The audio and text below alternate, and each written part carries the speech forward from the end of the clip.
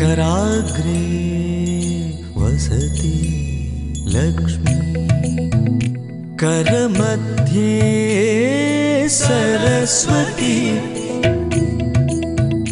करमूले सदा गौरी प्रभारे करदर्शनम् रवये नमः भानवे नमः रवये नमः भानवे नमः समुद्रवसने देवी पर्वतस्तनमण्डिते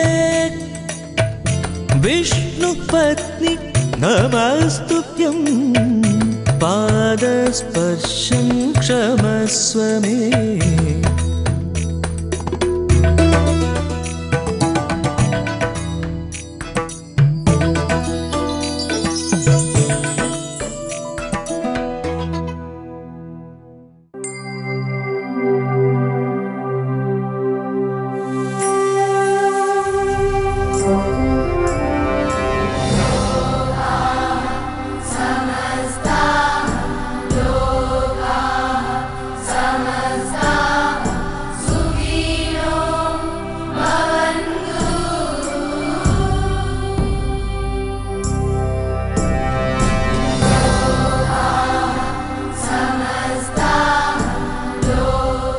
രാമായണം രചിച്ചതിലൂടെ വാത്മീകി ചിന്തിച്ചത് ലോകത്തിന് നന്മകളെക്കുറിച്ച് ചിന്തിക്കുവാനുള്ള ഒരു അവസരം ഉണ്ടാവുക എന്ന് തന്നെയായിരിക്കണം.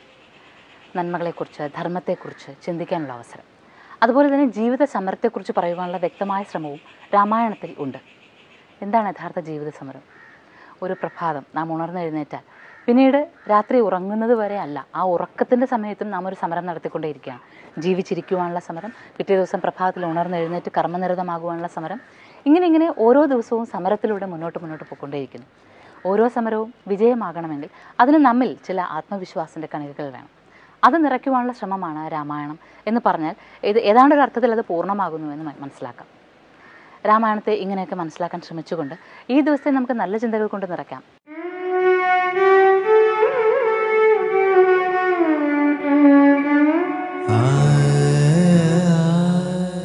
അറിവമ്മ അലിവമ്മ അമൃതമ്മ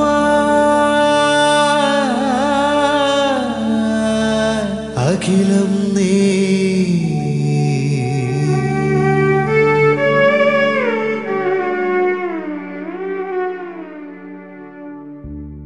ഗുരു പ്രത്യക്ഷ ദൈവമാണെന്ന് കണ്ടാലേ വളർച്ചയുണ്ടാകൂ. ഗുരു ശരിക്കൊരു ത്യാഗിയാണോ, സത്യസന്ധനാണോ എന്ന് നേരിൽ മനസ്സിലാക്കി പൂർണ്ണ വിശ്വാസം വരാതെ ആരെയും ഗുരുവായി സ്വീകരിക്കരുത്. ഗുരുവായി ഒരാളെ സ്വീകരിച്ചു കഴിഞ്ഞാൽ അവിടെ പൂർണ്ണ സമർപ്പണമുണ്ടാകണം, എങ്കിലേ വളരുവാൻ കഴിയൂ.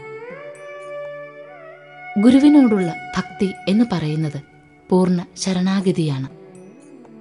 അമ്മയുടെ, ഗുരുവിൻ്റെ ഈ വാക്കുകൾ ചിന്തയിൽ ദീപം തെളിയിക്കട്ടെ.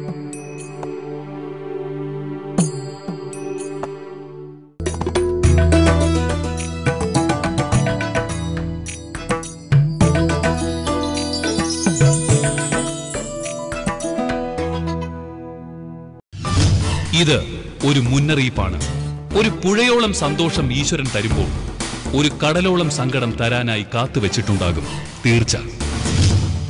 എന്തിനാ നിങ്ങൾ ഇങ്ങനെ ഒരുക്കുന്നത്? എവിടെയെങ്കിലും പോയി ചത്തോടെ നിങ്ങൾക്ക്.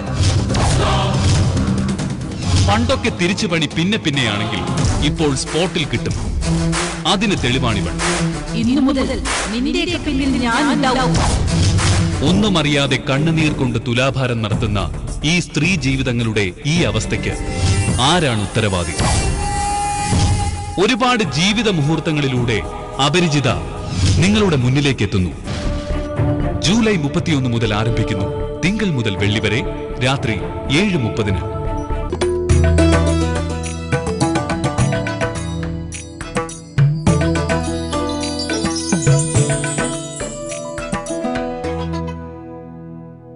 രാ എന്ന അക്ഷരവും ആ എന്ന അക്ഷരവും മാ എന്ന അക്ഷരവും ചേരുമ്പോഴാണ് രാമ എന്നായി മാറുന്നത്.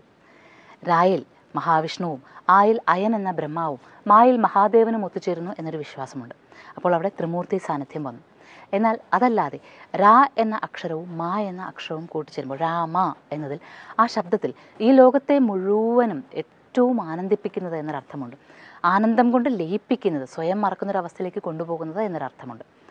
അങ്ങനെ നോക്കുകയാണെങ്കിൽ ഈ പ്രകൃതിയിലെ മോക്ഷദായകമായ എല്ലാ കാര്യങ്ങളും ഇങ്ങനെ നമ്മെ സ്വയം മറക്കുവാൻ, ആനന്ദിപ്പിക്കുവാൻ പ്രേരിപ്പിക്കുന്നതാണ്. നാം അങ്ങനെ സന്തോഷിക്കുന്ന എല്ലാ ഘട്ടങ്ങളിലും രാമൻ നമ്മോടൊപ്പം ഉണ്ട് എന്ന് മനസ്സിലാക്കാം. അതാണ് ആ നാമത്തിൻ്റെ പ്രത്യേകത. ഈ നാമത്തിൻ്റെ പ്രത്യേകത മനസ്സിലാക്കിക്കൊണ്ട് നേമിയുടെ രാജ്യമായ സൂര്യവംശത്തെക്കുറിച്ച് പറഞ്ഞുകൊണ്ട്, സൂര്യവംശം എന്ന് പറയുമ്പോൾ ദശരഥൻ്റെ വംശമാണ്. ദശരഥൻ എന്നാൽ നേമിയാണ്. അദ്ദേഹം വംശത്തിൻ്റെ രാജാവായിരിക്കുമ്പോൾ രാമായണത്തിൽ മുഴുവനും സൂര്യവംശത്തിൻ്റെ കഥ നാം പറയുന്നു.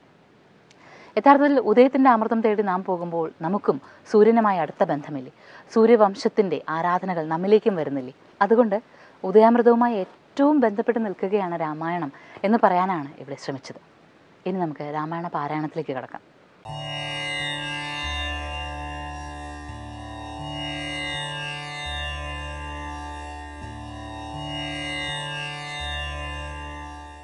ശ്രീരാമ രാമ രാമ ശ്രീരാമചന്ദ്ര ജയ ശ്രീരാമ രാമ രാമ ശ്രീരാമഭദ്ര ജയ ശ്രീരാമ രാമ രാമ സീതാഭിരാമ രാമ ശ്രീരാമ രാമ രാമ ലോകാഭിരാമ ജയ ശ്രീരാമ രാമ രാമ രാവണാന്തക രാമ ശ്രീരാമ മമ ഹൃദി രമതാം രാമ രാമ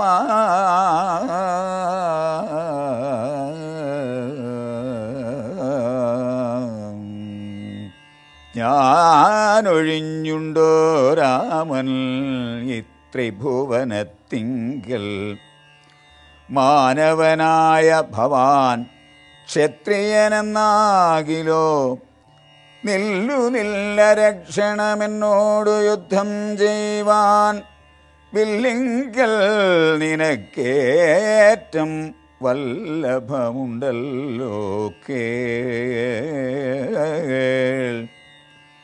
നീയല്ലോ ബലാൽ ശൈവചാപം ഖണ്ഡിച്ചത് എൻ്റെ കയ്യിലുള്ളൊരു ചാപവും വൈഷ്ണവവും മഹാസാരം ക്ഷത്രിയ കുലജാതനാകിൽ നീതുകൊണ്ടു സത്വരം പ്രയോഗിക്കൽ നിന്നോട് യുദ്ധം ചെയ്വൽ അല്ലായെങ്കിൽ കൂട്ടത്തോടെ സംഹരിച്ചിടുന്നതുണ്ട് ഇല്ല സന്ദേഹമെനിക്കെന്നതു ധരിച്ചാലും ക്ഷത്രിയ കുലാന്തകൻ ഞാനെന്നതറിഞ്ഞില്ലേ ശത്രുത്വം നമ്മിൽ പണ്ടു പണ്ടേ ഉണ്ടെന്നോർക്ക നീ രേണുകാത്മജനേവം പറഞ്ഞോരനന്തരം ക്ഷോണിയും പാരമൊന്നു വിറച്ചു ഗിരികളും അന്ധകാരം കൊണ്ടൊക്കെ മറഞ്ഞു ദിക്കുകളും സിന്ധുവാരിയുമൊന്നു കലങ്ങി മറിഞ്ഞിതോ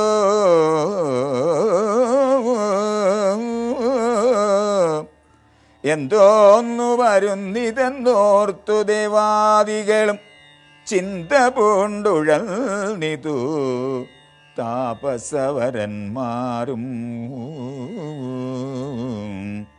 പങ്ക്തിസ്യന്തനൻ ഭീതി കൊണ്ടു വേപഥു പൂണ്ടു സന്താപമുണ്ടായി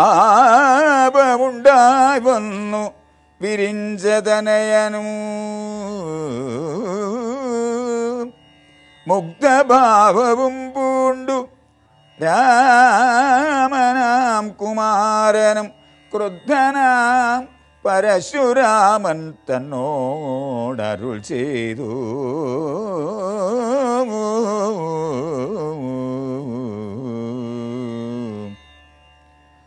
ചൊല്ലഴും മഹാനുഭാവന്മാരാം പ്രൗഢാത്മാക്കൾ വല്ലാതെ ബാലന്മാരോടിങ്ങനെ തുടങ്ങിയാൽ ആശ്രയം അവർക്കെന്തോന്നുള്ളതു തപോനിധേ. സ്വാശ്രമകുലധർമ്മമെങ്ങനെ പാലിക്കുന്നു? നിൻ തിരുവടി തിരുവുള്ളത്തിലേറുന്നതിൽ അന്തരമുണ്ടോ? പിന്നെ വരുന്നു നിരൂപിച്ചാൽ അന്ധനായിരിപ്പോരു ബാലകനുണ്ടോ? ഗുണബന്ധനം ഭവിക്കുന്നു സന്തതമൂ ചിന്തിച്ചാലും ക്ഷത്രിയകുലത്തിങ്കലുദ്ഭവിക്കയും ചെയ്തേൻ. ശസ്ത്രാസ്ത്രപ്രയോഗ സാമർഥ്യമില്ലല്ലോ താനും. ശത്രുമിത്രോദാസീന ഭേദവും എനിക്കില്ല. ശത്രുസംഹാരം ചെയ്യുവാൻ ശക്തിയുമില്ലയല്ലോ.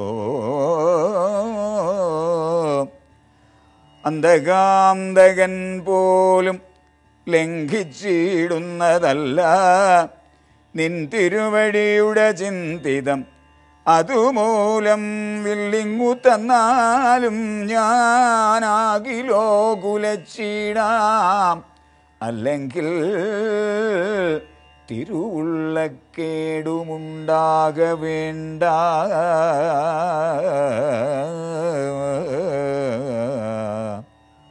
സുന്ദരൻ സുകുമാരൻ ഇന്ദിരാപതി രാമൻ കന്ദർപ്പകളേബരൻ കഞ്ചലോചനൻ പരൽ ചന്ദ്രചൂടാരവിന്ദ മന്ദിര മഹേന്ദ്രാദി വൃന്ദാരകേന്ദ്രമുനി വൃന്ദവന്ദിതൻ ദേവൻ മന്ദഹാസവും പൂണ്ട് വന്ദിച്ചു മന്ദേതരം നന്ദിച്ചു ദശരഥനന്ദനൻ വില്ലും വാങ്ങി നിന്നരുളുന്ന നേരം. ഈരേഴു ലോകങ്ങളും ഒന്നിച്ചു നിറഞ്ഞൊരു തേജസ്സു കാണായി വന്നു. കുലച്ചു ബാണമേകമെടുത്തു തൊടുത്താശു വലിച്ചു നിറച്ചുടൽ നിന്നിതോജിതശ്രമം ചോദിച്ചു ഭൃഗുപതി തന്നോട്. രഘുപതി മോദത്തോടരുളി ചെയ്തിടണം ദയാനിധേ. മാർഗണം നിഷ്ഫലമായി വരികയില്ല മമ ഭാർഗവരാമാലക്ഷ്യം കാട്ടിത്തന്നീടവേണം. ശ്രീരാമവചനം കേട്ടം നേരം ഭാർഗവനും ആരൂഢാനന്ദമതിനുത്തരം അരുൾ ചെയ്തു. ശ്രീരാമ രാമ മഹാബാഹോ ജാനകീപതേ ശ്രീരമണാത്മാ രാമ ലോകാഭിരാമ രാമ. ശ്രീരാമ സീതാഭിരാമാനന്ദാത്മക വിഷ്ണു. ശ്രീരാമ രാമ രമാരമണ രഘുപതേ. ശ്രീരാമ രാമ പുരുഷോത്തമാദയാനിധേ ശ്രീരാമ സൃഷ്ടിസ്ഥിതി പ്രളയ ഹേതുമൂർത്തേ ശ്രീരാമ ദശരഥനന്ദന ഹൃഷീകേശ ശ്രീരാമ രാമ രാമ കൗസല്യാത്മജ ഹരേ.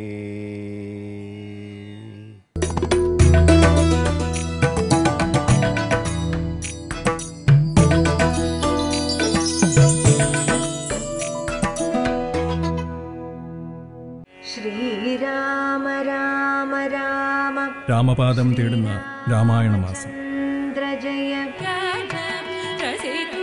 അമൃതമായ മന്ത്രങ്ങളുടെ ലളിതനാമം. ശ്രീ ലളിതാ സഹസ്രനാമത്തിൽ മൊത്തം 321 ശ്ലോകങ്ങളാണ് ഉള്ളത്. ഇരുളിൽ നിന്നും പ്രകാശത്തിലേക്കുള്ള യാത്രകൾ. നാസയിലെ പരീക്ഷണങ്ങൾ, സൂര്യനിൽ നിന്നുള്ള തരംഗങ്ങൾ, സൂര്യനിൽ നിന്ന് വരുന്ന തരംഗങ്ങൾ റെക്കോർഡ് ചെയ്യപ്പെട്ടിരുന്നു. അതിൻ്റെ ധ്വനി നമ്മൾ കേൾക്കുകയാണ്. അത് ഓങ്കാരം ചൊല്ലുന്ന പോലെ തന്നെ ഇരിക്കും. ആത്മാവിലേക്കുള്ള തീർത്ഥയാത്രകളുടെ ത്രിസന്ധ്യകൾ അമൃത TV നിങ്ങൾക്കായി സമർപ്പിക്കുന്നു. എല്ലാ ദിവസവും വൈകുന്നേരം 6:30 നിങ്ങളുടെ അമൃത TVയിൽ സന്ധ്യാദീപം പുതിയ രൂപത്തിൽ.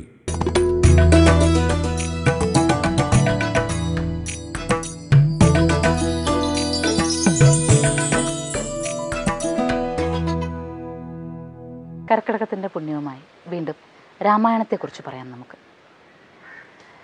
വാത്മീകിയുടെ ജീവിതം ഒന്ന് അവലോകനം ചെയ്ത് നോക്കിയാൽ നമുക്ക് രാമായണത്തിൽ എന്തൊക്കെ പറയുവാൻ ഉദ്ദേശിച്ചു അതിൻ്റെയൊക്കെ ആകത്തുകയാണ് ആ ജീവിതമെന്ന് മനസ്സിലാക്കാനാകും. വാത്മീകിയെക്കുറിച്ച് പൊതുവിൽ പറയുന്ന ഒരു കഥ, അദ്ദേഹം ഒരു കൊള്ളക്കാരനായിരുന്നു, രത്നാകരനായിരുന്നു എന്നുമൊക്കെ പറയുന്നുണ്ട്. അവിടെ നിന്ന് പിന്നീട് വാത്മീകത്തിലിരുന്ന്, ചിതൽപുറ്റിലിരുന്ന് ആ ധ്യാനത്തിൻ്റെയും ബോധത്തിൻ്റെയും വെളിപാടുകൾ ഉണ്ടായപ്പോഴാണ് അദ്ദേഹം രാമായണം രചിച്ചത്. അദ്ദേഹം രാമായണം രചിച്ചത് പിന്നീടൊരു കാലത്താണ്. എങ്കിലും അദ്ദേഹം തപസ്സിൻ്റെ ശ്രേഷ്ഠതകൾ അറിഞ്ഞ് മഹാമുനി ആയത് എന്ന് പറയപ്പെടുന്നുണ്ട്. ഇതൊരു കഥയോ അല്ലെങ്കിൽ ഒരു വിശ്വാസമോ എന്തു തന്നെയോ ആയിക്കൊള്ളട്ടെ, ഒരു മനുഷ്യൻ യഥാർത്ഥത്തിൽ ഈ ജീവിത സാഹചര്യങ്ങളിൽ കൂടി കടന്നു പോകുന്നില്ലേ?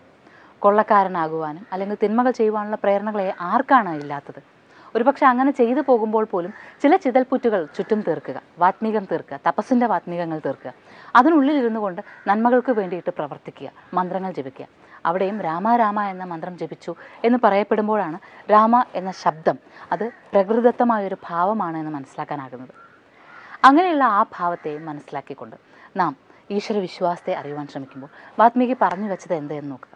ആരാണോ അത്യധ്വാനം ചെയ്യുവാൻ തയ്യാറായിട്ടുള്ളത്, ആരാണോ വളരെ ശ്രദ്ധയോടുകൂടി തൻ്റെ കർമ്മം ചെയ്യുന്നത്, ആരാണോ അതിൽ ത്യാഗത്തിന് വേണ്ടിയിട്ടുള്ള എല്ലാത്തിനും എപ്പോഴും തയ്യാറായിരിക്കുന്നത്, അയാൾക്ക് അയാളുടെ ജീവിത വിജയത്തിനോടൊപ്പം ചില അത്ഭുതങ്ങൾ, ചില മാജിക്കുകൾ കാണിക്കുവാനാകുന്നു.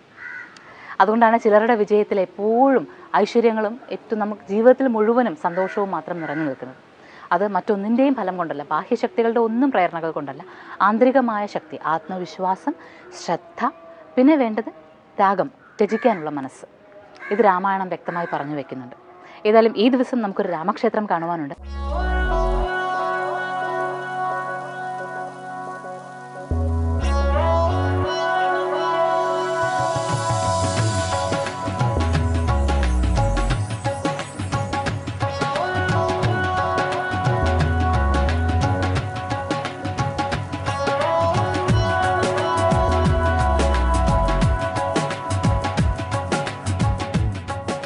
മറ്റൊരു രാമക്ഷേത്രത്തിലേക്ക് നാം യാത്ര ചെയ്യുകയാണ്. ഈ ക്ഷേത്രവും കണ്ണൂർ ജില്ലയിൽ തന്നെയാണ് എന്നതും തലശ്ശേരിയുടെ ഭാഗമാണ് എന്നതും പ്രത്യേക ശ്രദ്ധ നേടുന്നു. തിരുവങ്ങാട് ശ്രീരാമസ്വാമി ക്ഷേത്രം കഴിഞ്ഞാൽ പിന്നീട് കേരളത്തിൽ വ്യത്യസ്തമായ ഭാവത്തിൽ ശ്രീരാമദേവനെ ദർശിക്കുവാനാകുന്ന ക്ഷേത്രം അതാണ് അണ്ടലൂർക്കാവ്. അണ്ടലൂർക്കാവിലെ ഉത്സവവും വിശ്വാസങ്ങളുമൊക്കെ പുതുമയുള്ളതും വ്യത്യസ്തവുമാണ്.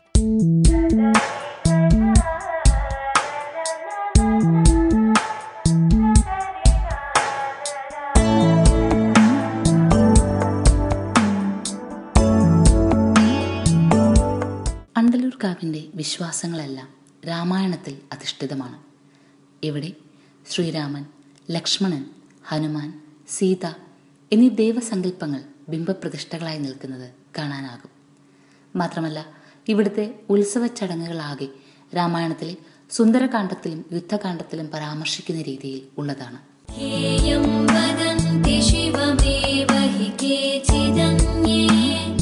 ശക്തിം ഗണേ ആണ്ടല്ലൂർ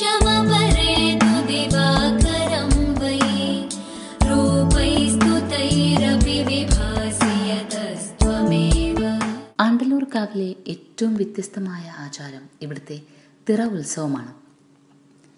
മലയാള മാസം കുംഭം 2-ാം തീയതി കാവിൽ കയറൽ, ചക്കക്കൊത്തൽ എന്നിങ്ങനെ വ്യത്യസ്തമായ ചടങ്ങുകളോടുകൂടിയാണ് ആണ്ടല്ലൂർ കാവിൽ തിറ ഉത്സവത്തിന് തുടക്കമാകുന്നത്. കുംഭം 3 ആകുമ്പോഴേക്കും കുടവരവ് എന്നൊരു ചടങ്ങുമുണ്ട്.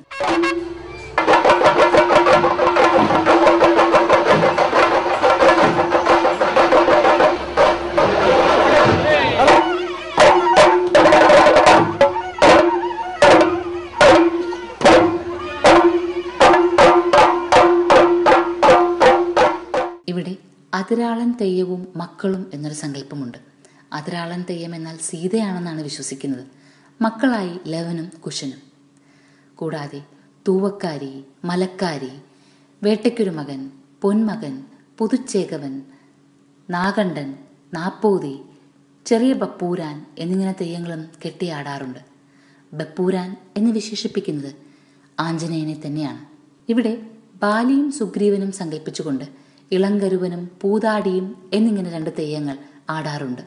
എന്നാൽ പ്രധാന ആരാധനാമൂർത്തി അറിയപ്പെടുന്നത് ദൈവത്താർ എന്നാണ്. ദൈവത്താർ ശ്രീരാമൻ തന്നെയാണ്.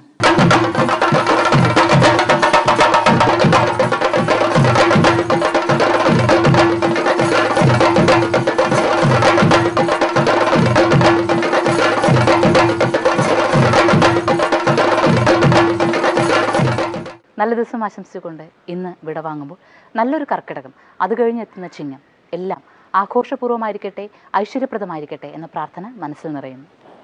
നമസ്കാരം.